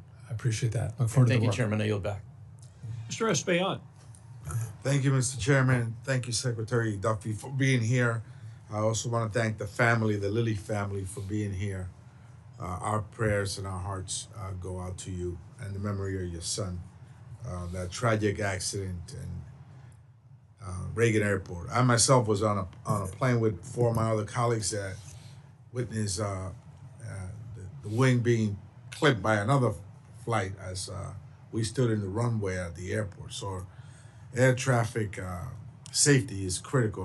My district, which has Harlem, East Harlem, Washington Heights in the Northwest Bronx, stands sort of like in the center of LaGuardia, Newark, Teterboro, Westchester, and even JFK. So all of that air traffic flies right above my district.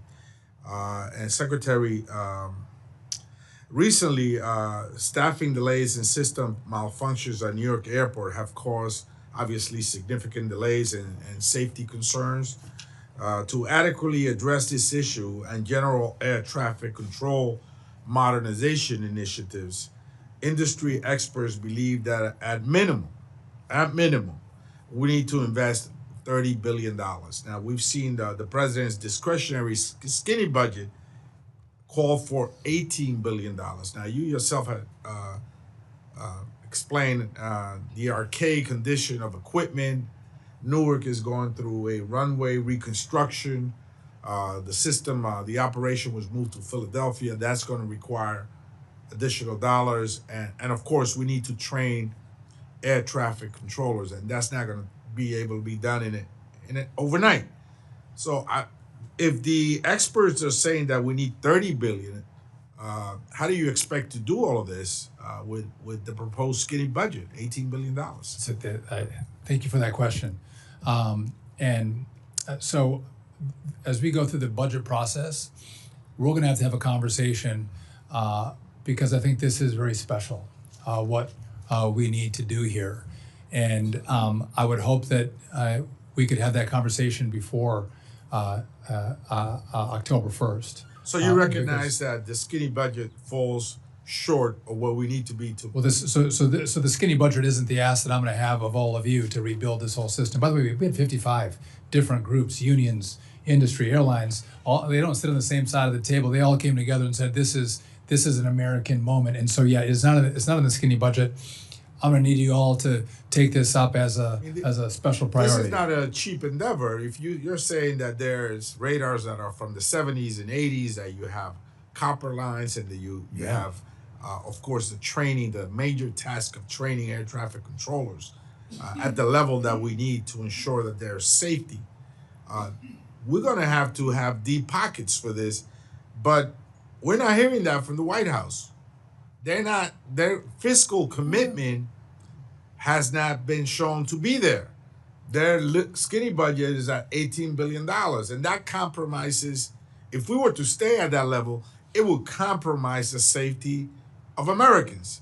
And so I would hope and look forward to working with you and making sure that we come up with a real ask that will lead to that kind of improvement. Now, on another end, Congressman, like I said, you guys all spent $1.2 trillion, and this was known problem, and virtually none of it went to go towards this infrastructure. And so the president has talked about this. I talked to him this morning he called me from Saudi Arabia. He cares about this, but yeah, you're right, it's not here.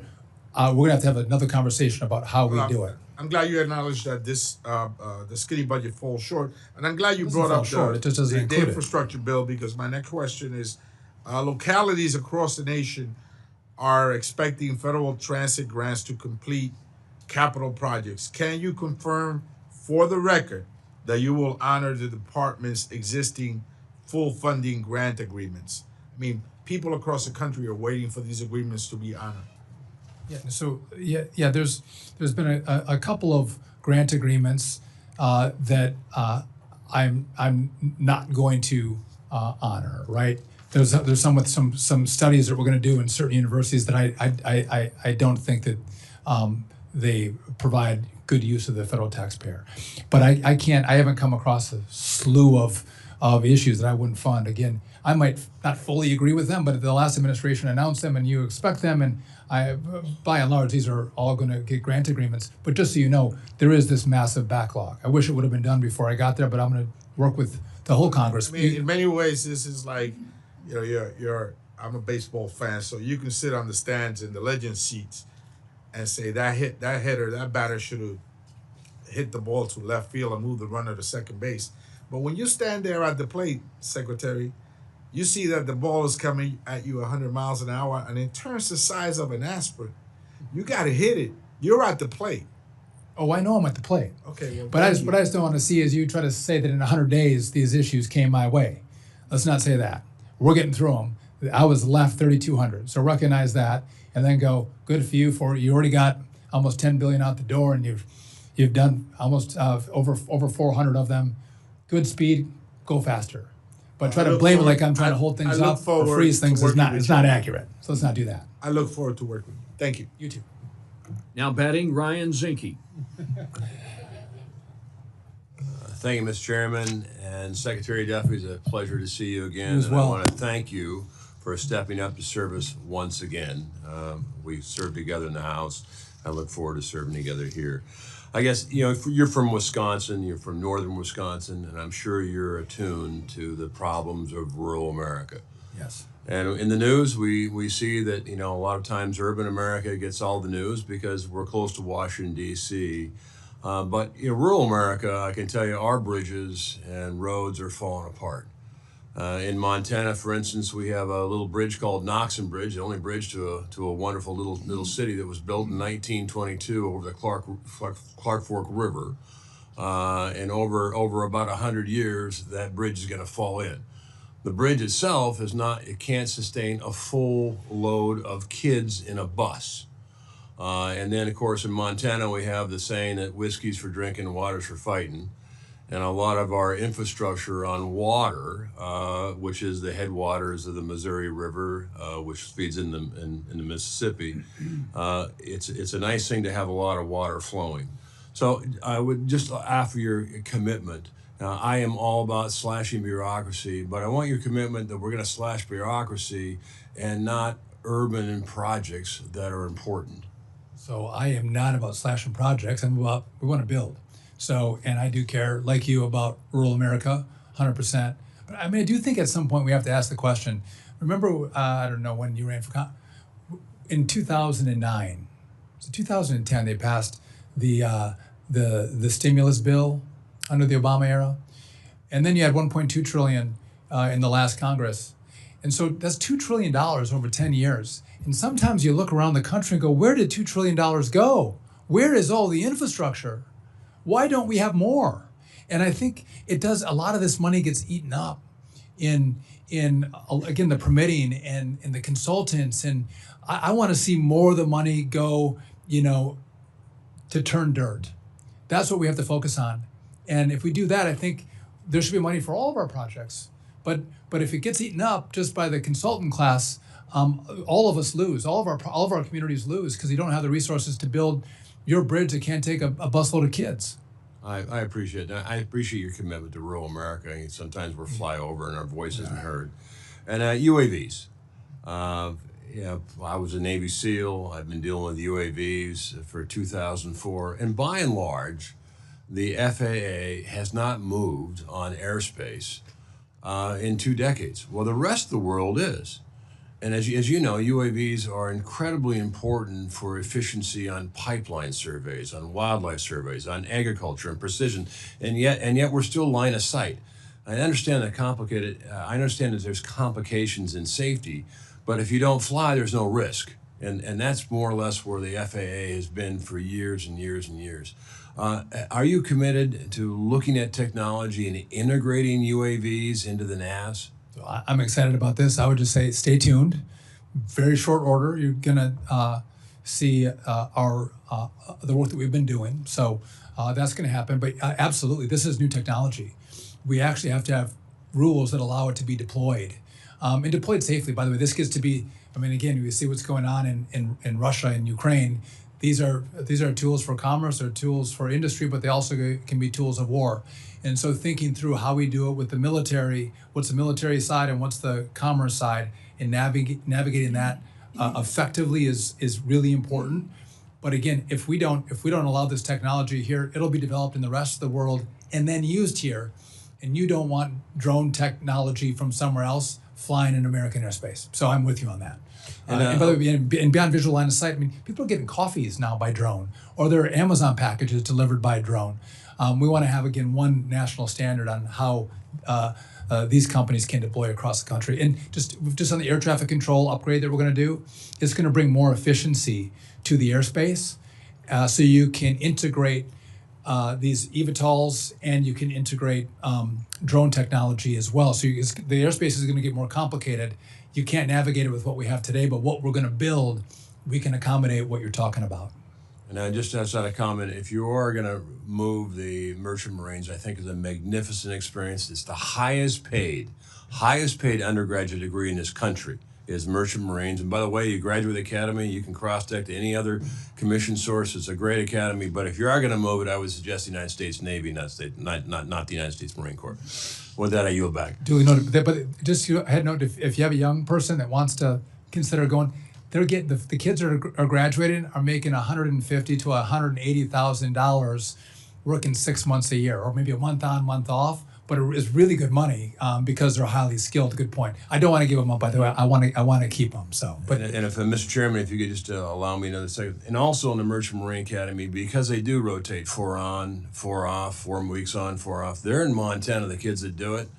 Best hunting season, best fishing season, best summer. It's the greatest job ever. I'd like to be a Merchant Marine. It's right after Wisconsin. Preceding paid for by the Visitors Bureau of the great state of Montana. Mr. Siscomani. Thank you, Mr. Chairman, and thank you, Secretary Duffy, for being here. I also want to welcome Mr. Tim and Sherry Lilly for being here, and sorry for your loss.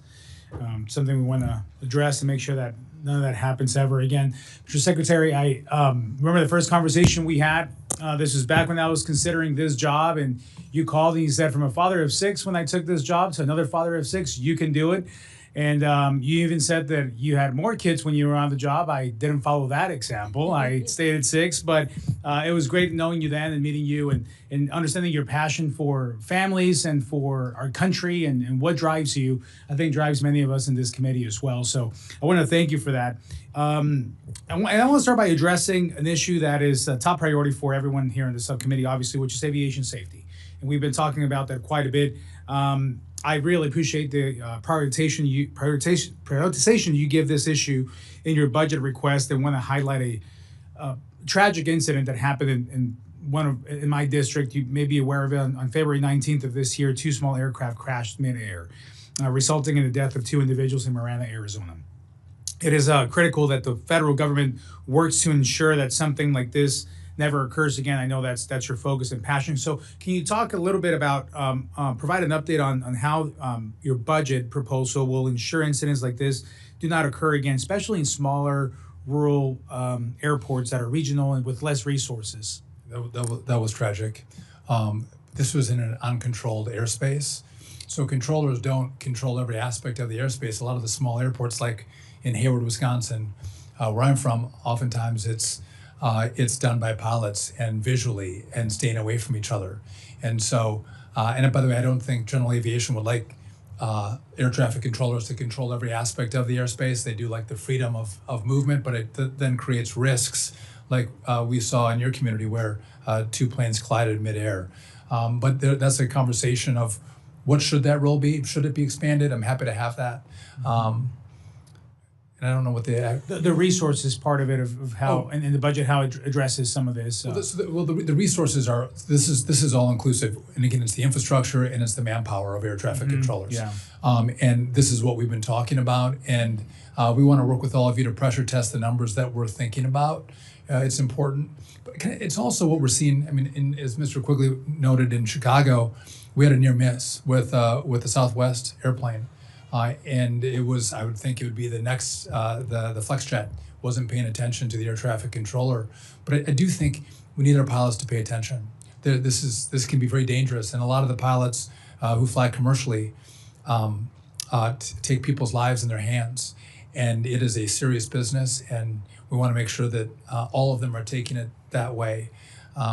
Another thing that we need in part of rural America, we got to think through how we're building out the infrastructure of towers and TRACONs.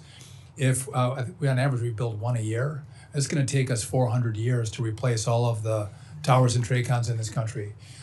We want to up that. We'd like to do 4 or 5 a year. I mean, up the speed to update the old infrastructure. And a lot of you have those facilities around your districts that need work. And so if we could start the process every year, getting 4 or 5 of them done, I think would be well on the way.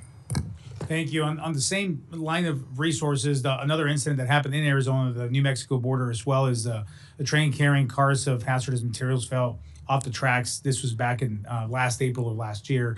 It caught fire, and several Arizona and New Mexico residents, as well as Navajo Nation tribal members, had to be evacuated from their homes. Not only was this impactful and negatively to the economy, but also to just posing major health concerns and issues here. So also on the budget and resources side, in terms of freight and rail, can you speak a little bit on that aspect as well? Yeah, so again, I'm not familiar exactly with the one incident that you're referencing, but I think all of us heard of East Palestine. And again, I do think as we think through FRA and PHMSA and looking at how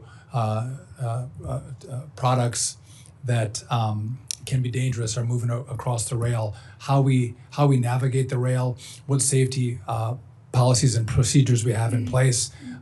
You're seeing some very exciting advancement in technology around rail. That again, what we might miss by the human eye, the technology is picking up, and we're actually able to deploy resources and deploy fixes before a derailment could happen. And I think that's critical. Using the manpower along with the technology is going to, I think, bring us more safety. Thank you so much. I do want to just also thank you for the I-10 completion and process that we want to be sure that we complete here on the widening and the grants. That's a very important highway for not only Arizona, but the entire nation. And look forward to hosting you in Arizona soon. Maybe it's not as cool in the summer as Montana, but any other time of the year would be great to visit you. It's pretty awesome in January. Yes, it is. We'll see you then. Thanks. Mr. Strong. Thank you, Chairman Womack and Ranking Member Clyburn, for holding this important hearing today. It's an honor to serve with each of you. I also want to thank our subcommittee staff for all of their hard work.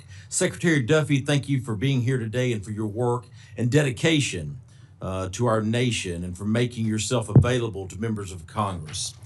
As you know, my district, Huntsville, Alabama, is home to Redstone Arsenal, which is the premier aerospace, ballistic missile, law enforcement, and military asset located in North Alabama.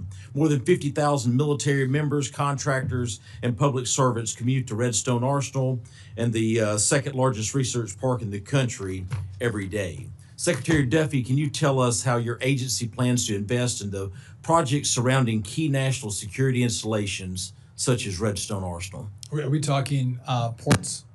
Roads, airports, ports, Yes, or that at all? I can't tell you specifically around that facility, but I'd be happy to discuss what the needs are with you to, again, calculate those needs and resources and further the conversation. Alabama's 5th Congressional District is also home to Huntsville International Airport, which I'm proud to say was just named the #1 best small airport for the second year in a row. It serves 1.47 million passengers annually and has the second longest runway in the southeast United States, and is the only FAA licensed commercial space reentry site in the United States.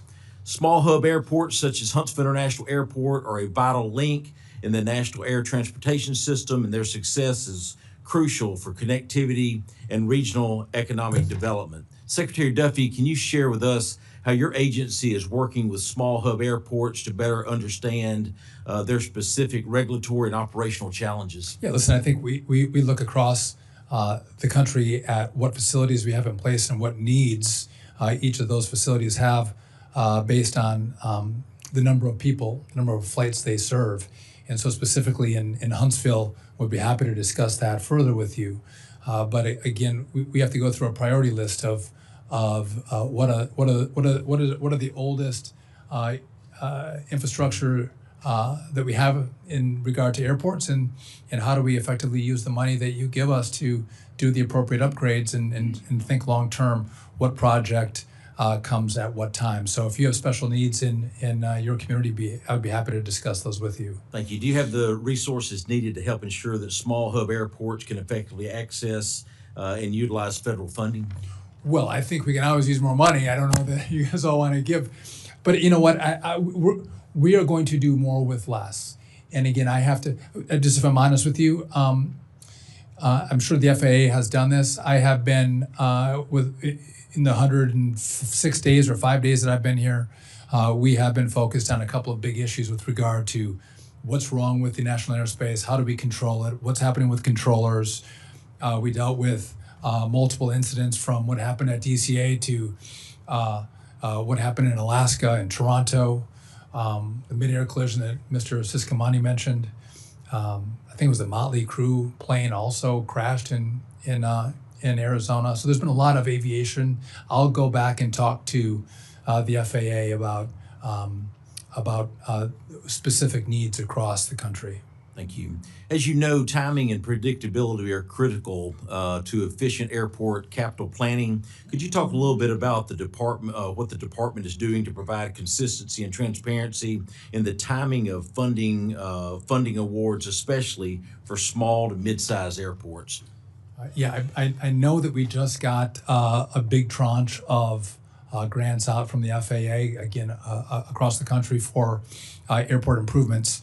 But again, as I mentioned throughout the hearing, the backlog is substantial that was passed off to me.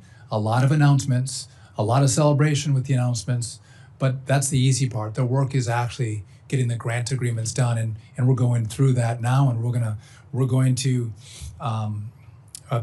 get there. We're working at it, and we're going to get more announcements as each month goes by. But it's taking time just because of the volume that was left for me. Thank you. In addition to commercial aviation, my district is also home to the Port of Huntsville. This is a multimodal hub that integrates air cargo, rail, and industrial development around the Jetplex Industrial Park. The Jetplex Industrial Park supports hundreds of aerospace, automotive, and advanced manufacturing industries. Over 400 companies rely on this port to provide timely and efficient service to their operations and supply chain. How is your department prioritizing and investing in projects that will strengthen and safeguard key domestic supply chain and logistic hubs? Yeah, this body, I believe, gave us the Flow initiative, so we're able to get companies to coordinate shippers with the industry to coordinate what kind of needs are going to be in the system, and it's multimodal. And again, those tools actually have been working very well that the Congress gave us. And we're trying to expand that, but industry loves it. And again, planning for the needs that we have throughout the country and the capacity excess and shortfalls is, I think, critical. And the tool that, again, this body has given the department, I think, has been working very, very well. And again, we want to grow it. Thank you. Chairman Womack, I yield back. Thank you, Dale. That completes our first round of questions, and I did say earlier in the hearing that we have a second round if somebody wanted to. I'm going to waive any opportunity that I might take to ask another question, but if there is anybody on the dais that does have a desire to ask another question or get a quick response, I'd be willing to recognize them. I'd yield first to Mr. Clyburn, the ranking. I'm gonna follow your lead, Mr. Chairman. Okay. All right, The full committee chairman, Mr. Cole. One quick point we didn't have a chance to cover, but I would just ask you, as you put things together, you take a strong look at. We made a lot of progress here in FY24 on tribal roads, and we actually went back, and there'd been no hearings on tribal roads or tribal housing for 20 years. And we'd seen how tribal roads and tribal housing had fallen behind in that period. I've spent a lot of time on Native American reservations. I know in Wisconsin you know a lot about Native Americans, but the federal obligation here, and it's a relatively small part of your budget, it's around 1%, so we're not talking about something massive, but some money here makes a difference, and this committee and frankly administrations on bipartisan basis have overlooked this area for a generation. And believe me, it is really bad in some of these places. You're thinking you're not in a third world country, you're in the wilderness. So I would just ask you, I know you got to make some tough funding decisions, and we're going to try and be supportive of those, and we're going to try and help you in other ways. But please take a special look at that. Don't let it get lost over there, because that's what tends to happen. It's sort of out of sight, out of mind. And I've watched generations of politicians on both sides of the aisle and administrations do that. This committee made a big step forward in 24 and would have again in 25 had the bill happened. And so I don't want to lose that momentum. So if you just consider that as you go about all the many decisions you have to make, I'd be very grateful. I appreciate you bringing that up. I understood the housing needs and the infrastructure needs across the tribal lands in the country. Senator Ben Ray Lujan mentioned it as well, and I think we should work together on thinking how we can spend money well and where the most needs are. Because you're right, it's not third world. Oftentimes it is wilderness, and I think again a lot of some places you may not need the investments, but there's other places that truly need the investment and they haven't received it. So I'll work with you on that. Thank you very much, Mr. Secretary. Ms. Soares. Thank you, Chairman. Oops. Seems like all the equipment is faulty around here. Once again, I would like to go back to our conversation over the closure of the FSMA, or it has not been closed. The lease is supposed to expire in August. But I would like to have more information about the assessment that was done to come up with a decision that it would be a good decision to close this facility, given the fact that the nearest facility is 1,000 miles away. I also, for the record, Chairman, I like to include this AP article dated February 19th of 2025. Without objection. That talks about the 400 personnel. I'm going to give it to you. I'm going to hand this over to you, Mr. Secretary, just so you know. I'm not here to fight with you. I'm here to ask the tough questions. No one wants to see planes crashing. No one wants to be that person who receives that call.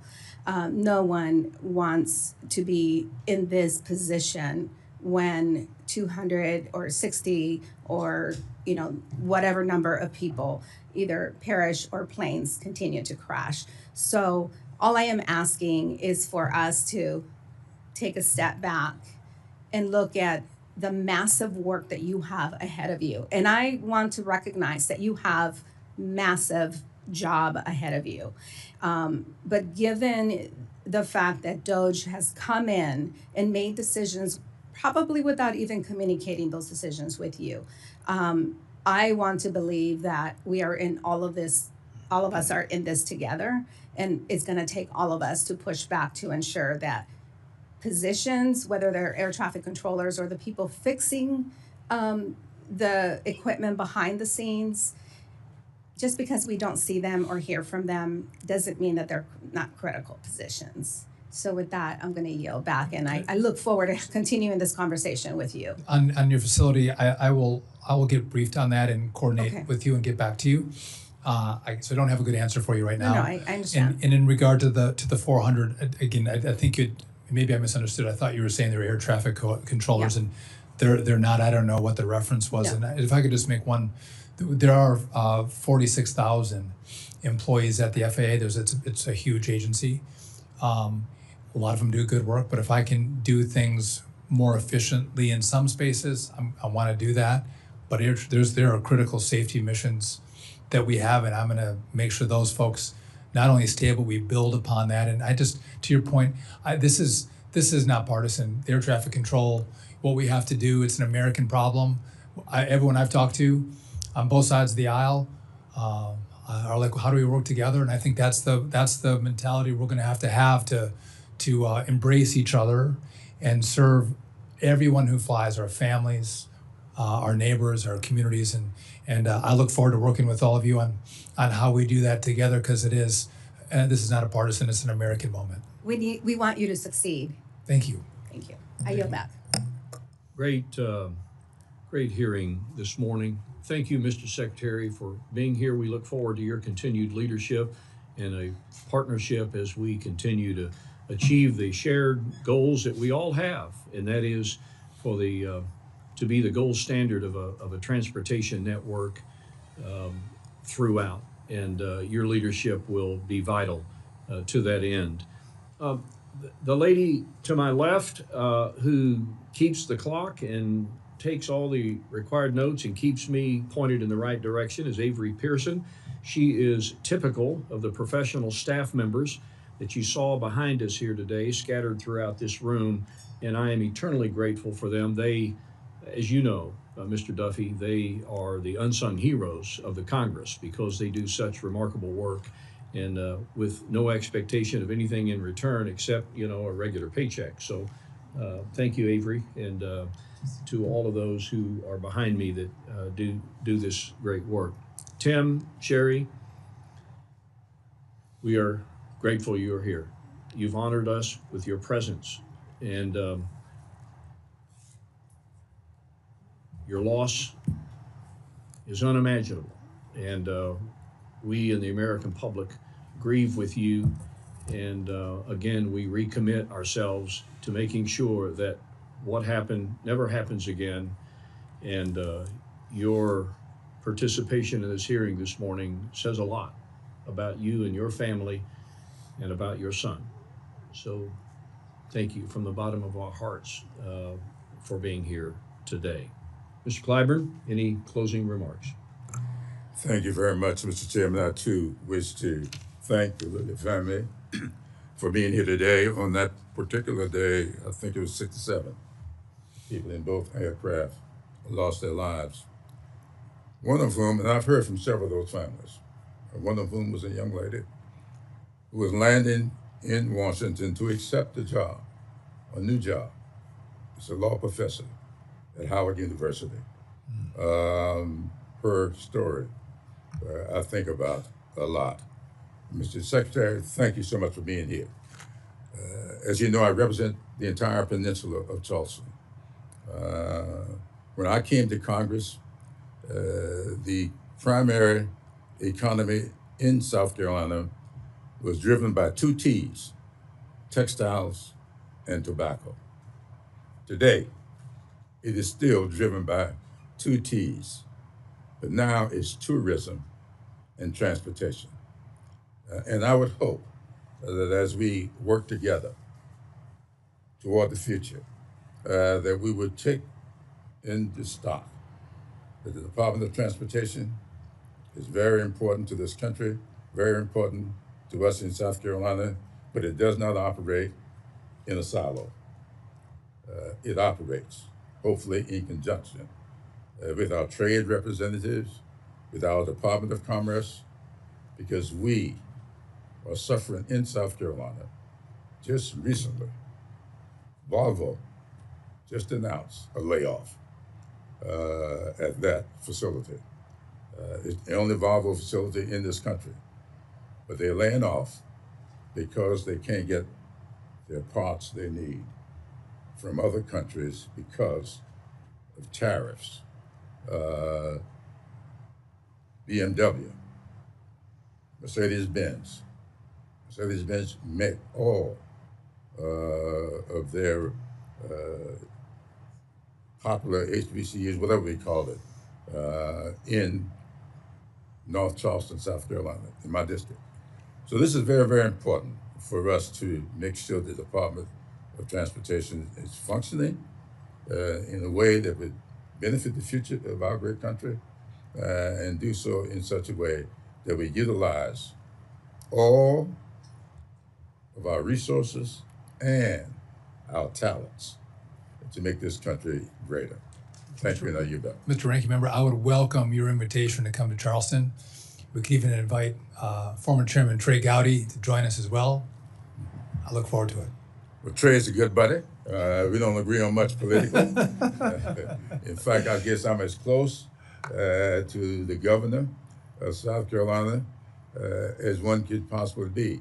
And we don't agree on anything politically, but we are good friends because we believe in the future of South Carolina and all South Carolinians.